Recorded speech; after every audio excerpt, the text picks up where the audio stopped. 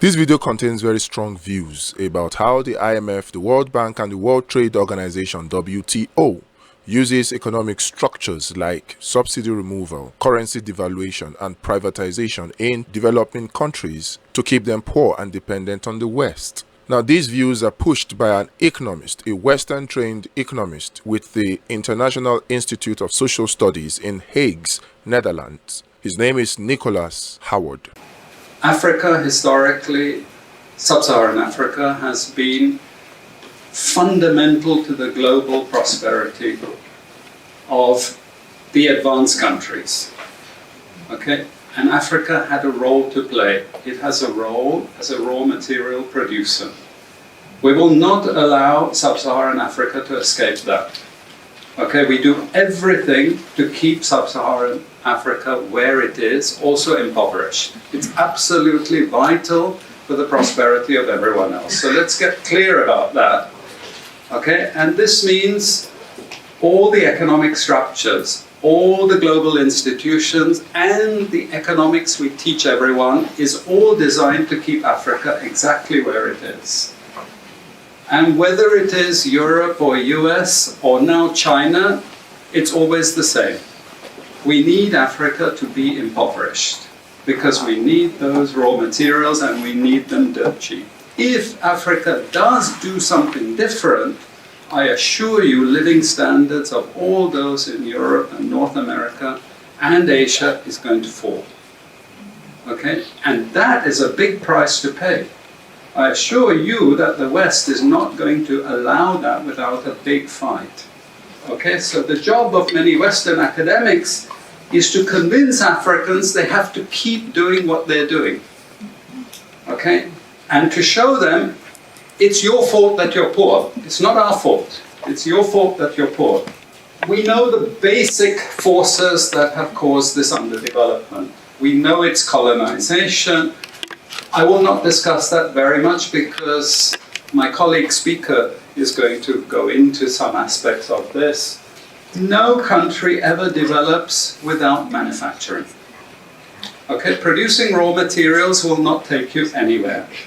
Producing basic agricultural goods will not take you anywhere. And let's have a look at how much manufacturing activity takes place in sub-Saharan Africa. We can look over the last 15 odd years, 15, 20 years. And we see manufacturing has actually declined. We will never, as Western economists, as Western policymakers, we cannot afford to allow Africa to industrialize and start producing manufactures. Okay, so we will do everything to stop that. And you can see now with the weakness in the global economy, it's the emerging markets, that's the red line. It's those countries that are suffering the most, the emerging markets producing raw materials. They're suffering the most. And here it translates into their currencies being butchered. Okay? The currencies are collapsing of these countries. And many of them are sub-Saharan African countries. Some of them are Latin American countries, okay, who also rode that same wave. They thought that raw material production was going to save them. But now they're facing terrible problems. And I'm sorry to say, it's just going to get worse in the next 2 years. It's not going to get any better. Relative to the rest of the world, sub-Saharan Africa is going to suffer. Again, why? Because it's condemned to this raw material production. This is basically why. How is it condemned to that? Well, the first and most important is the economic structures. After colonization ended, we needed new structures to keep these countries where they were. Okay? And the first of those is aid. Okay, we give them aid. Aid for what? Actually, we give them aid to keep repressive regimes in power. That's all. Okay, we're not giving them aid for much more except a little bit of infrastructure to make sure those raw materials get to the ports. and are gotten out of the ground. But for the most part, we give repressive regimes money and power and guns to keep that system going. This is what it's fundamentally about. All the hypocrisy about transparency and democracy and bullshit like that, it's all bullshit. You know? And at least the Chinese don't enter into that bullshit. They say, we don't care about the whole political environment, we just give the money. Okay? And it's for raw material extraction, period. Okay? Number 2, and this was a very important one, still is debt. I was telling some of my students today, was it today or yesterday, about Confessions of an Economic Hitman. Do you remember this? Have any of you heard of this one? Confessions of an Economic Hitman. It's a book written by John Perkins, who used to work for a very nebulous, opaque bank. No one had ever heard of this bank, but it was formed in the 1950s by the IMF, the CIA, and the American State Department. And it had only one job: to lend money to developing countries that were raw material producers in order to indebt them. Once you are in my debt, I control you. Okay? And this bank had 4,000 employees, but no one ever heard of this bank, you see. But it would go to country after country offering loans. And if the president did not accept the loan, they were killed. And he gives 2 examples of presidents who were killed when they did not accept the loan. You see, the lending is also very important to trap the country. It's very important. It's part of that process. I teach in Suriname. And Suriname in recent times had a huge foreign exchange reserve. So big they didn't need to borrow money. And then one of my students, who was very high up in government, he said, you know, the IMF is trying to convince us to borrow money from foreigners. Why? I thought, duh, you know, sorry about this, but, you know, this is the game. And in the end, Suriname did borrow this money because the IMF said, if foreigners lend to you, then everyone will think Suriname is such a strong economy that foreigners are interested in lending to you. You understand? Before Lula came to power, you know, the previous president in Brazil, Cardoso, his predecessor, took a gigantic international loan. No necessity for taking the loan. Why? Because once I catch you with the debt strings, I hold you forever. You are my prisoner. Okay, so debt has been this huge spider's web which has trapped sub-Saharan Africa and keeps them held there. Aid, debt. We have a third structure which is again not known by many people, but it's something that was put in place and continues to this very day, with no one discussing it. No one says anything about it. It is monopoly buying structures. This is for all raw materials and basic agricultural goods produced by developing countries. There are only 4 or 5 Western multinationals that buy all those goods. And they collude between them. So if you take any major product, these Western multinationals, they collude between them. Even if we go down to banana production, we had a PhD done here at the ISS, and the person showed that the 4 or 5 major multinationals, they collude, and in order to make sure their control is total, what they do is they force all the producers to produce the same uniform banana. You know, the crap you buy in the West and has no taste at all. You go to any developing country, you know how a banana tastes, don't you? There's so many of them, lots of varieties, but we only market 1 or 2 types, so we have control, you see. If you don't produce at the price I want you to produce, I go to the next country. You see, we get control. So these buyers, they impose that control, and they keep pushing the prices down and down and down. Okay, this is the game. No one says anything about it. There are no commissions of inquiry to say, this is illegal, what you're doing. The WTO has nothing to say about this. But sorry to say, you know, if banana prices rose 10 times, especially for people like me who love bananas, okay, I'd protest. I like my living standards. Okay, it's the same with all the other raw materials, you see. We're all benefiting, we're complicit. We're actually complicit in this because we will protest and shout out if the situation ever changed. Okay, now we come to those international institutions. And I must tell you this from the outset, don't think of them as wicked. IMF, World Bank, WTO. We always think evil creatures, horrible. It's not. It's just economics. It's economic warfare. The rich declare war on the poor. It happens everywhere. It happens in a country. The rich control the government. Of course they do. You really believe you have democracy? Come on. You know, I mean, grow up. This is not about people living in democratic systems. What we have is the rich control. The rich set up these institutions explicitly to control the poor countries. And they don't give them much room for maneuver. Which incidentally, when the IMF starts talking of poverty alleviation, you should also understand that there's another game there also starting to play, which I'm going to come back to later. But what do these institutions do? What does the IMF do? What is structural adjustment about? It's about making sure countries keep producing what we want them to produce. We make sure they have recurrent balance of payments problems. You notice these countries never get out of balance of payments problems. You notice that?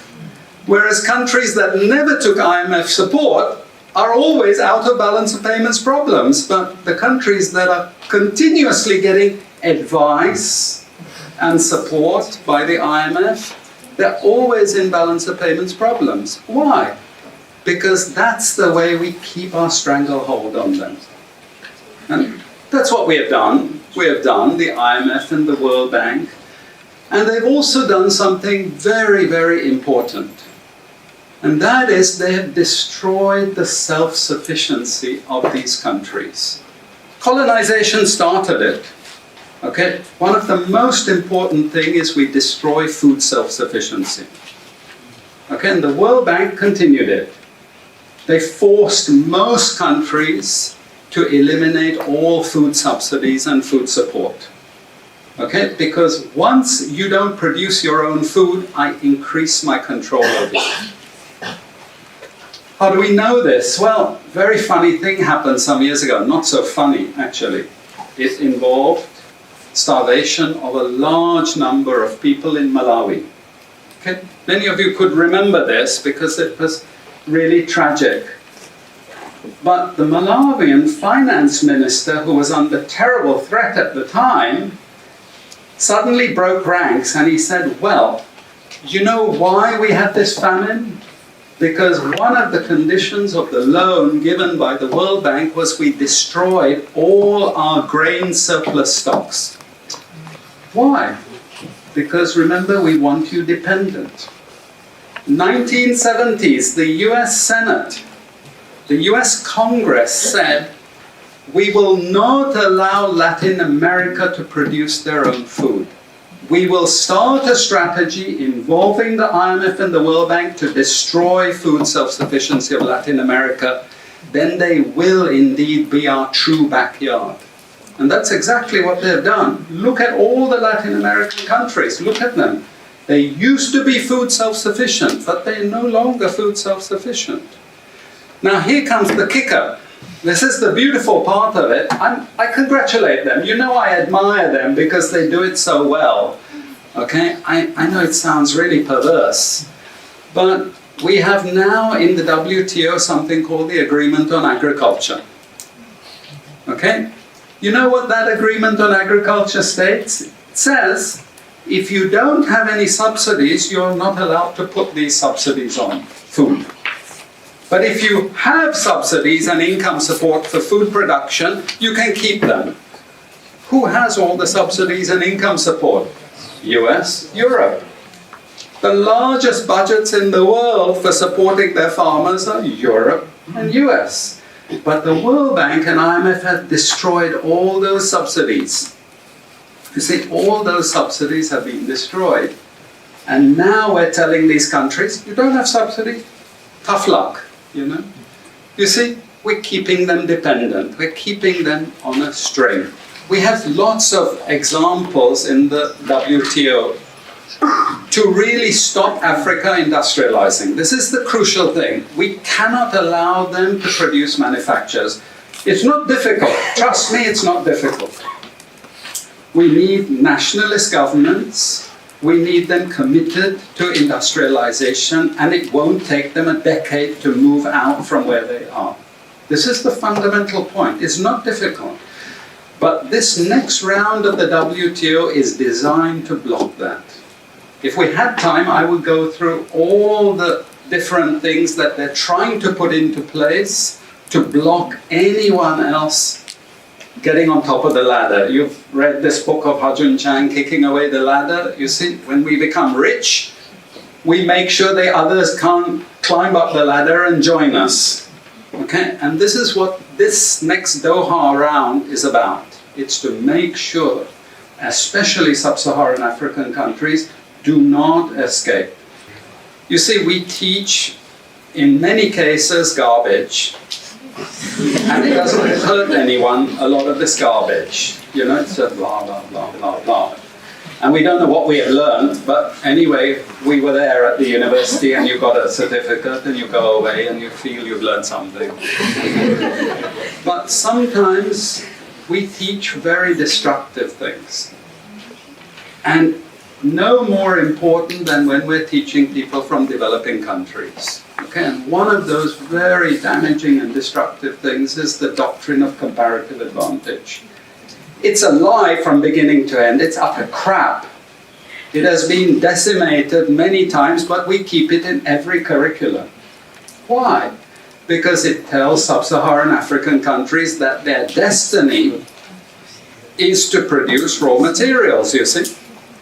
And if you produce raw materials, you get rich just like we are in the West. You see, this is the game we're playing. And just for you to be totally confused, we normally build models with it, mathematical models, so you really have no idea what we're talking about. But it seems all very scientific.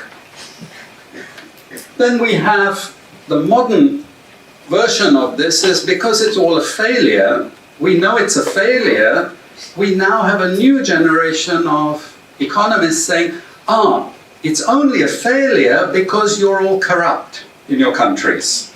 We call that new institutional economics.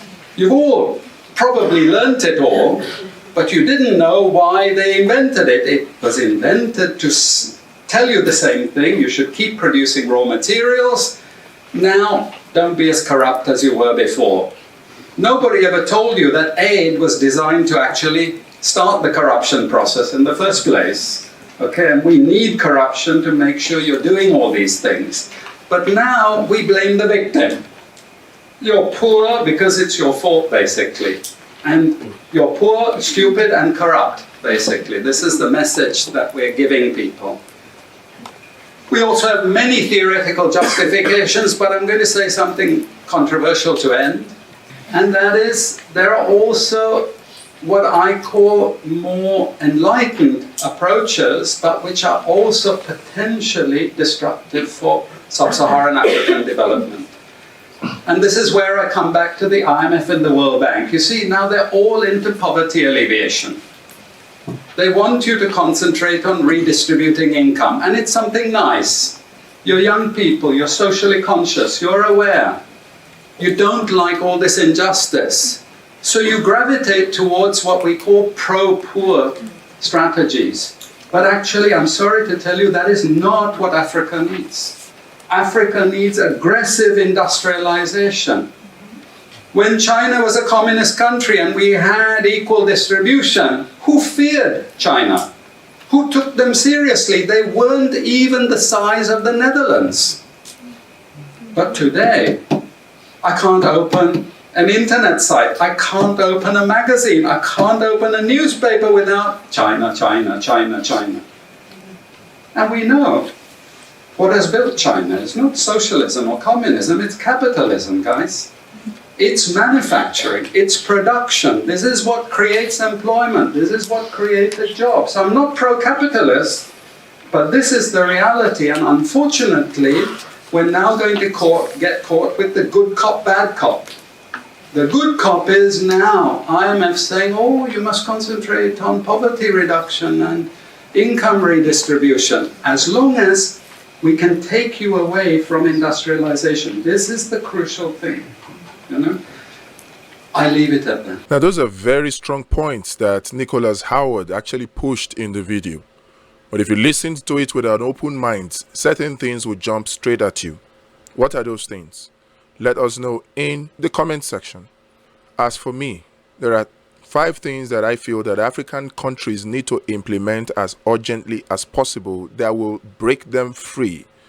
I'm talking about the African countries that will break African countries free from the stranglehold of the EU and the US alliance. And what are those 5 things? Number 1, there has to be institutionalization of growth and development, and this is dependent on the implementation of the following 5 laws. Number 1, social welfare laws. Yes, for food security and unemployment benefits, that has to be established. Number 2, there has to be prohibition, medical welfare, medical tourism prohibition laws to prohibit African leaders, government or public office holders going outside of their countries to seek medical care. That has to happen. Medical tourism has to stop. Education tourism, this also has to stop. So there has to be a law that prohibits any government worker, any public office holder, any elected office holder, political or appointed, must be banned, stopped from sending their children abroad for education. They must be, because this produces a conflict of interests that will not allow our sector to grow, and that makes them susceptible to the influence of these Western powers. Number 4, there has to be a ban on foreign properties and foreign accounts. In some countries, I understand that there is already a ban on foreign accounts by public office holder. This must be extended beyond public office holder, whether political or appointed. It must include all government officials, anybody working for government, whether in the schools, hospitals, in the public service, civil service. Every government worker must be stopped by law from saving money abroad or buying properties abroad. That law has to be enacted. Number 5, there has to be a business startup or startup hub law that creates startup hubs at designated locations across the country that provides for office space, internet, and power. That way, young Nigerians or young Africans can be encouraged to just go to these startup hubs and start their business without having to spend a dime.